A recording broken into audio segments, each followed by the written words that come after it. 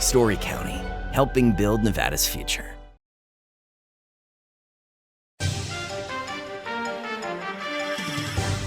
Welcome to Nevada Newsmakers. On the broadcast today, Bryan Wachter is the president of the Retail Association of Nevada, here for the whole show on an all-new Nevada Newsmakers.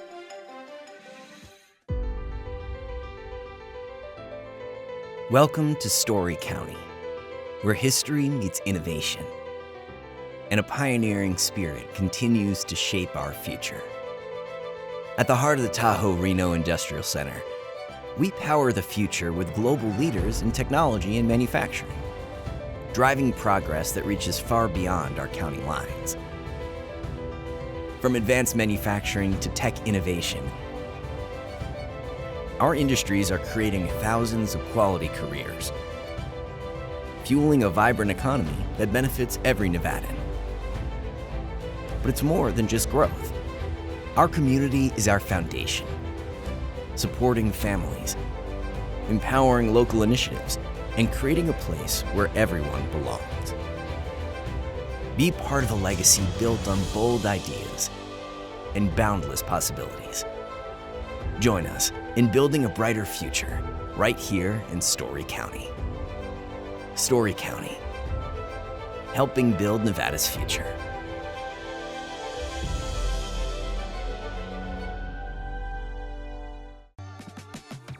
2025 is bringing big changes for Nevada businesses. If you have more than 5 employees and have been operating for 3 years or more, you must now comply with new state retirement plan mandates. The Vegas Chamber 401k plan makes it easy, offering a proven, customizable, and cost-effective plan for employers and employees to save with tax advantages. Visit vegaschamber.com to explore options and see how the Vegas Chamber can help you start saving for your future. This summer, all roads lead to Hobie's Casino for trucks or bucks. Win up to $1,000 in cash every week. Then buckle up and win a brand new Tacoma or $35,000 in cash. Shift the winning into high gear at Hobie's Casino. This is Nevada Newsmakers with host Sam Shad, a no-holds-barred political forum. Now, from the Nevada Newsmakers broadcast headquarters, here is Sam Shad. And back on Nevada Newsmakers, we're always pleased to welcome back to the program Bryan Wachter. He is the president of the Retail Association of Nevada. And today we're talking pharmacies. I know that pharmacies are busy everywhere you go. It's a booming business, but there appear to be regulations potentially coming into place that would cause some major problems for consumers, if not for the industry itself. Please explain what's going on. Yeah, absolutely. Well, the Board of Pharmacy is currently considering a regulation that would mandate staffing ratios for pharmacies and actually limit the number of prescriptions that a pharmacy is able to fill in a given day to 250. The problem with that is the state's own data, including from Governor Lombardo's workforce department, points out that the state lacks the number of pharmacists that we need currently in order to meet our current standard. We only have 2 pharmacy schools in the state. They are not well attended, and most of those graduates end up in a hospital setting instead of in the retail setting. So we certainly have a deficit of the number of pharmacists. And so what this regulation would require us to do is really consolidate our pharmacies so that we can have 3 pharmacists on staff at a pharmacy at all times. And because we don't have enough pharmacists to do that, given our current store count, we are going to have to decrease the number of stores in order to make this work, which is going to cause longer lines for consumers, longer driving periods to be able to get. And in some cases, it's going to cause complete pharmacy deserts to grow in areas that haven't had a pharmacy desert before. And as you know, Sam, some of our pharmacies are located in grocery stores, and the foot traffic from the pharmacy often drives the foot traffic into the grocery store. You can go into the public records of any of these large pharmacies and find out that business is booming in the terms of number of customers, but not booming in terms of profit. And we can get into why we don't set our own profit margin in the pharmacy industry. But the regulation at the end of the day is going to limit the number of prescriptions we can fill in Nevada. And that's going to require us to close pharmacies. Okay, this totally makes no sense. I mean, is there an uprising among pharmacists saying that we are overworked and underpaid and therefore we need help. I don't see that. Back right after COVID, the Board of Pharmacy sent a survey out to pharmacists and asked them about their general job satisfaction. And, they reported back poor job satisfaction, and that what they needed more than anything in the stores was more pharmacists. During Nevada is one of the few states that limits the number of pharmacy technicians that we can have in a pharmacy. And during COVID, we increased that in order to be able to handle the flow of new customers getting vaccines and getting healthcare into pharmacies. But after COVID, that number went down, and so there is less help in the pharmacy after COVID than there was previously. We just cannot source enough pharmacists in order to meet that demand, and so the Board of Pharmacy decided that in order to solve this pharmacist workforce problem, that what they would do is limit the number of prescriptions that a pharmacist could then fill on a given day. Are there problems associated with, because every area of medicine in the state of Nevada is and has been forever understaffed. We've never had enough doctors. We've never had enough nurses. The old joke is, where do you go when you want medical treatment? You go to Harry Reid Airport and fly to California to get treatment. I mean, that joke's been going on when it was McCarran Airport, going back for decades. And so if you're going to start having restrictions on pharmacists, do you start having restrictions on doctors at clinics that, that suddenly you're going to shut It certainly down? falls into that conversation, right, Sam, about staffing ratios and the role the government has in setting how a business hires and allocates their labor workforce. And I think any instance of that is a misuse of government authority. But to do it in a scenario where there is simply not enough labor to then backfill is I think irresponsible of the Board of Pharmacy. This is going to have such huge, massive consumer impact. We're talking about access to healthcare, how you get your medications. Some of these medications are maintenance drugs that must be given, at a certain time every single day. Some of these are life-saving medications, and whether or not you can get to the pharmacist before that first 250 prescriptions have been filled is going to be an open question for you. Just using it as an example, I go to CVS for a lot of our medications from my house. They've just put in a whole new system of where instead of going up to the pharmacy counter and having to have a conversation with the technician to explain who you are, what your date of birth is and all that, you now do it on a touchpad. And I was talking to the pharmacist over there recently, and I asked him how it was going, and he said it has really sped things up, and it's really helpful for the technicians. They get all the information before they deal with the customer. He seemed very happy with that situation. I don't see the problem unless the pharmacists themselves decide that they're going to go out on strike or have a public conversation. I don't see where government interference is, the thing that we should be doing. Well, and these are highly paid, compensated jobs. These are doctorate level jobs, right? You get a doctorate in pharmacy, and so these are highly compensated jobs. And we too are wondering where and the proper role of the Board of Pharmacy in this conversation. There has not been, and we've been having this discussion for years. There has not been an increase in safety issues. There has not been any sort of evidence supported by the Board of Pharmacy that would talk about why all of these negative consequences, taking away people's grocery stores, taking away their pharmacies, consolidating them into one, why any of that would be worth attempting to solve the problem this way. And from the industry standpoint, we have been doing things like you just spoke about, Sam, trying to modernize the intake system, trying to lead to central fill in some drugs that are easy and constant, like blood pressure medication, things that can be filled in a central location and then sent to your individual pharmacy as a way to alleviate some of that stress. Most of the pharmacies have floater pharmacies, and so if one particular store is overstressed on a particular day, they'll bring in additional help. And so the industry is trying to solve this problem as much as possible. At the end of the day, we want to make sure all of our customers can get the medication they need, when they need it, where they need it, and the most efficiently. And so we are attempting to do that in multiple different ways. The solution that the Board of Pharmacy has gone is really the nuclear option. It's close stores in order to consolidate pharmacists, and that does not serve the public health interests at all. So there was a Save Mart store, which is, I think, used to be linked to Albertsons, up the street from the CVS in Reno, and they closed down their pharmacy. And so all the people that were dealing with that pharmacy suddenly showed up at CVS. And for a short period of time, it overwhelmed that pharmacy. I can't imagine what that would be like if you started shutting down grocery stores because they weren't able to have a pharmacy. The number of people that would then be going to the stores that were left, it just seems that that would really create chaos. I think that's 100% accurate, Sam. You are going to create chaos. And the other thing is you're going to actually lead to loss of actual jobs, right? So if you think of three pharmacists that need to come, or pharmacies that need to combine in order to fully staff the one pharmacy, be fully open and offer all of their services. So those pharmacists are going to keep their jobs and the tech ratio is going to stay. So those might be able to come over. But that front end staff, the cashiers, the stockers, the people who are making that front end store work, those employees, and on average, a store hires between 25 to 100 employees for that front end side.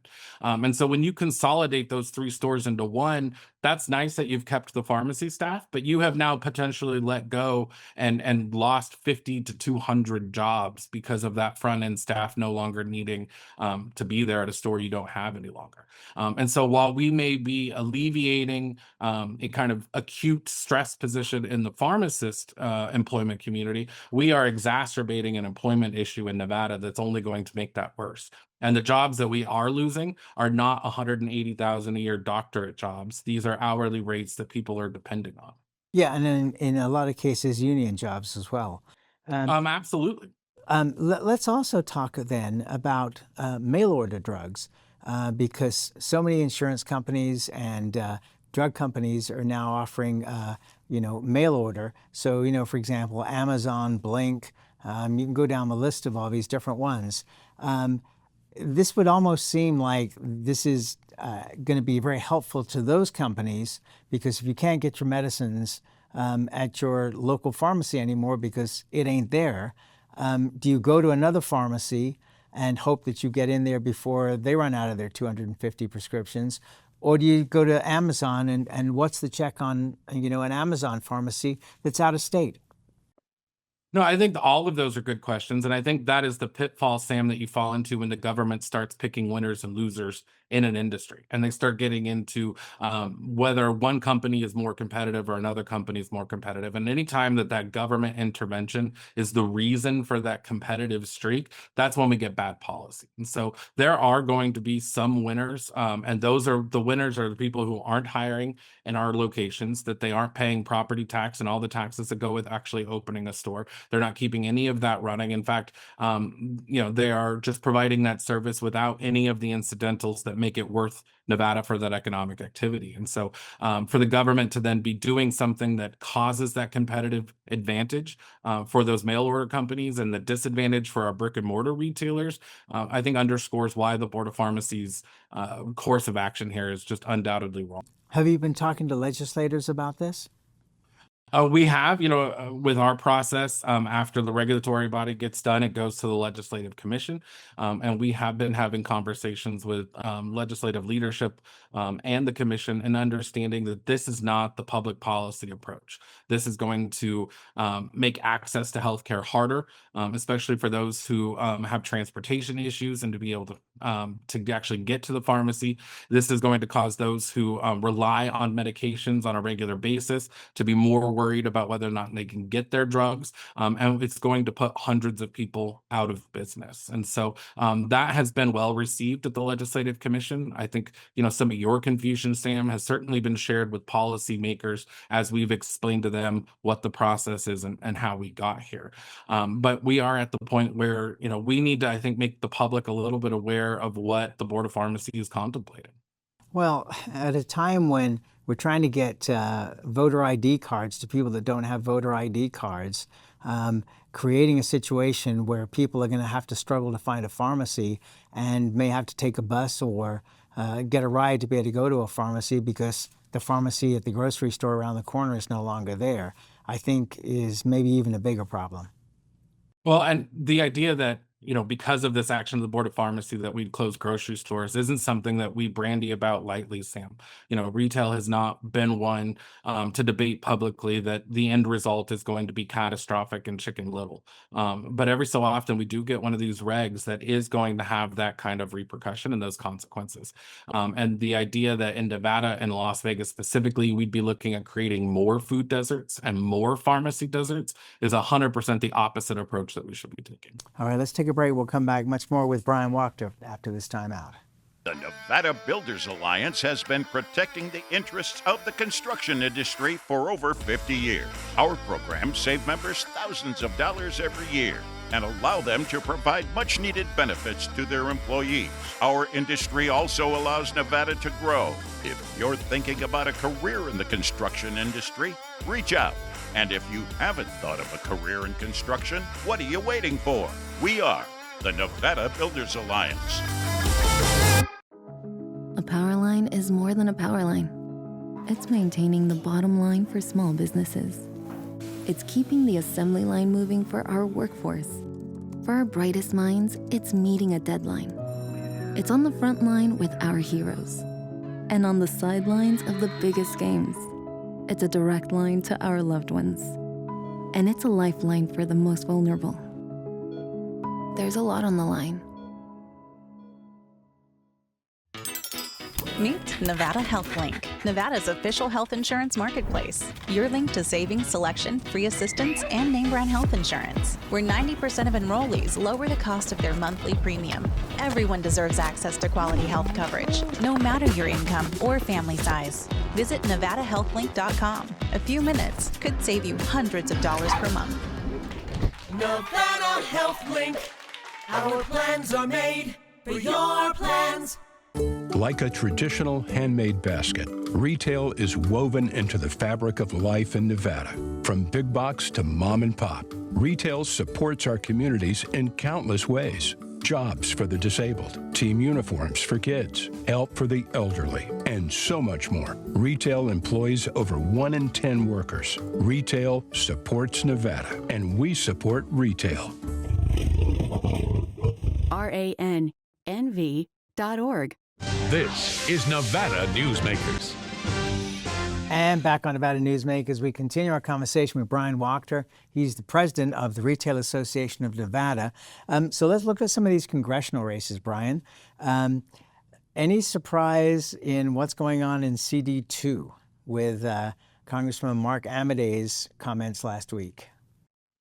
I think the congressman was very consistent, right, in his approach and his thoughts to the current GOP nominee for that seat. So I was not, I think, surprised, Sam, to hear his comments on your show. I do think it underscores a potential turnout problem that Republicans are going to have in CD2.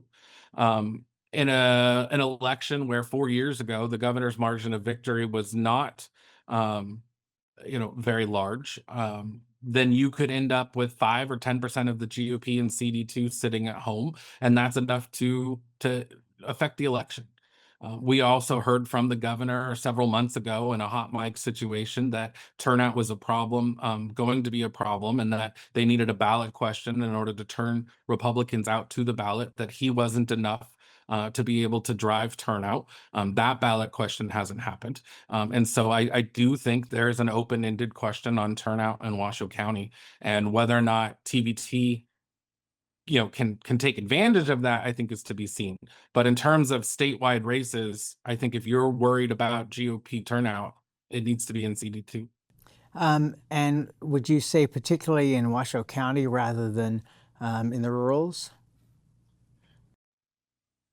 Yeah, no, Sam, I think, some of the issues that David Flippo has brought up into CD2 is going to drive a wedge with some of those GOP voters.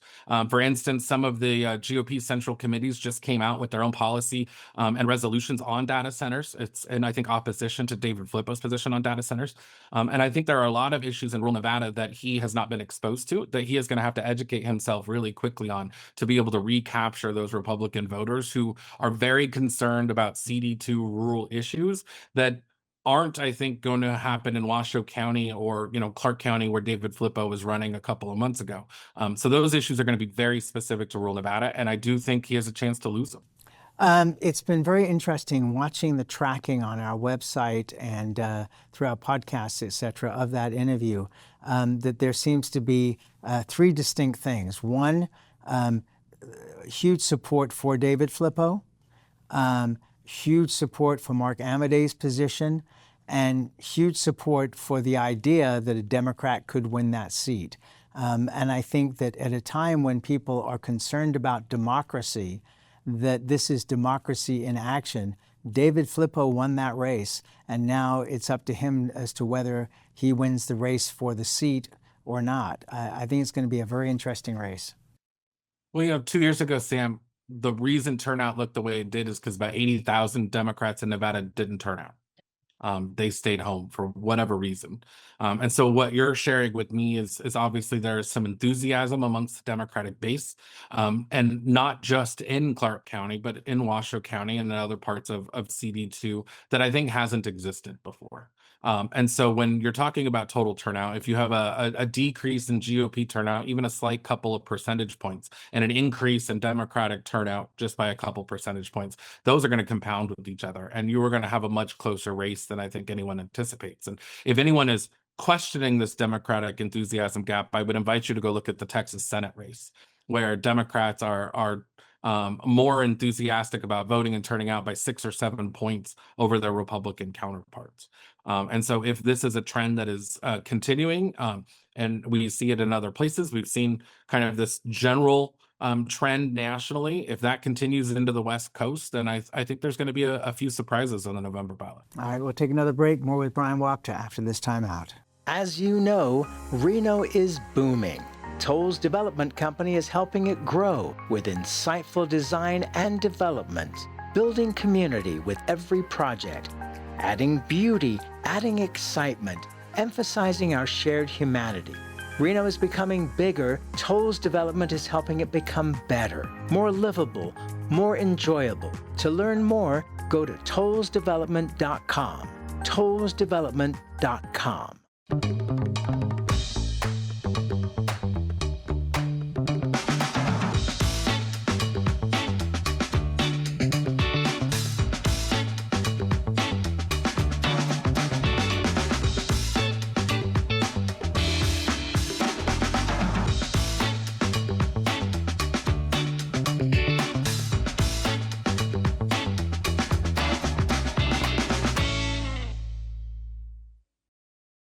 We're the Peters family, 2 combat veterans, our daughter Elle, and our Liberty Dogs puppy in training, Cooper.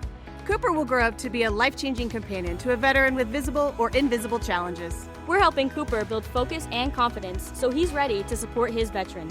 And we know he will help bring happiness and independence to his veteran's life. So join us, become a puppy raiser, and change lives, one puppy at a time.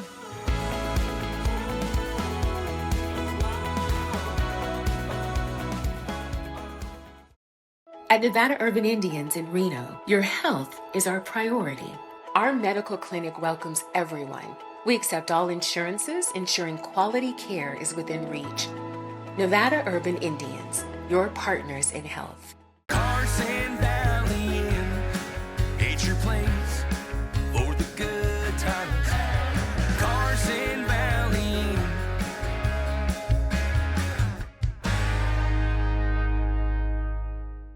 This is Nevada Newsmakers. And back on Nevada Newsmakers, we continue our conversation with Bryan Wachter. He's president of the Retail Association of Nevada. I was saying in the break there to you that I think the really big issue is which way do the nonpartisans break in this election cycle?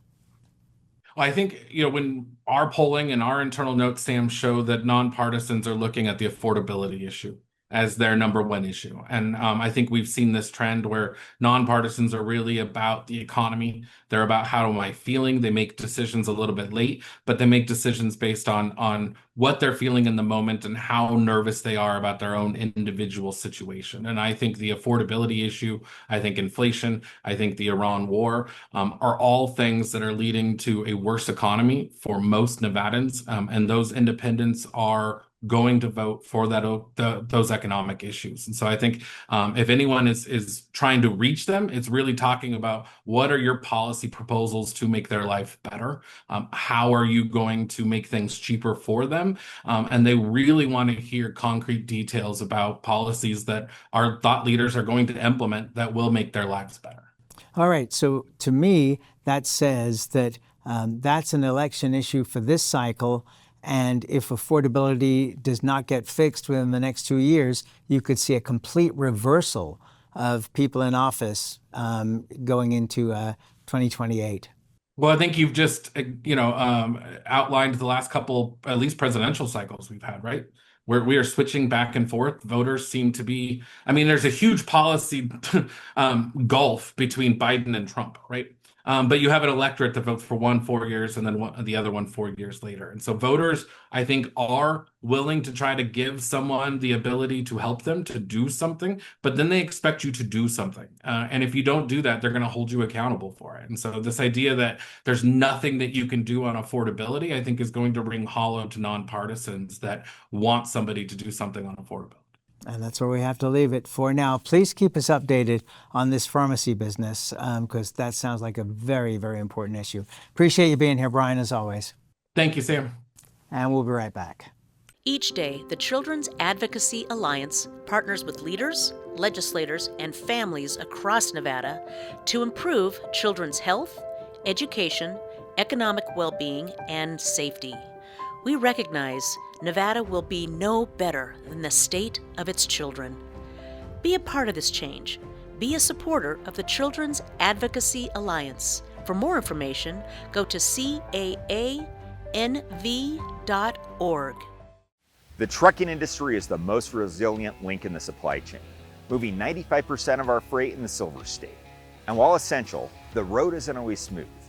Supply chain disruptions, rising fuel costs, and unrealistic rules and laws that hamper our ability to serve our customers and country.